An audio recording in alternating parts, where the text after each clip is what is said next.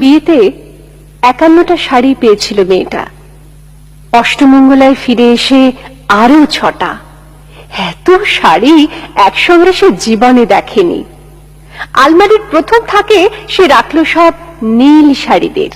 হালকা নীল একটাকে জড়িয়ে ধরে সে বলল, তুই আমার আকাশ। দ্বিতীয় থাকে রাখলো সব গোলাপিদের।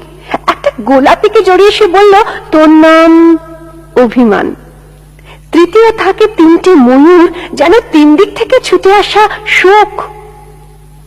তেজপাতা রং যে শাড়িটার, তার নাম দিল বিষাদ। সারা বছর সে শুধু শাড়ি উপহার পেল।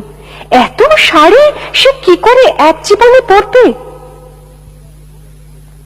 কিন্তু বছর যেতে না যেতেই ঘটে গেল সেই ঘটনাটা।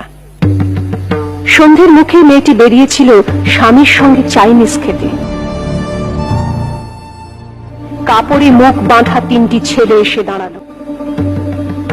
স্বামীর তলপেটে ঢুকে গেল ১২ ইঞ্চি। ওপর থেকে নিচে নিচে নেমে ডান দিকে যাকে বলে এল। পড়ে রইল খাবার। চিলি ফিশ থেকে তখনও ধোঁয়া উঠছে। এর নাম রাজনীতি, বলেছিল পাড়ার লোকেরা।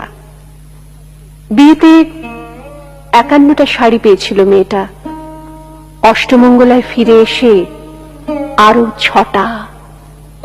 একদিন দুপুরে শাশুড়ি যখন ঘুমিয়ে, সে তার সমস্ত শাড়ি বের করে ৬তলার বারান্দা থেকে উড়িয়ে দিল নিচের পৃথিবীতে।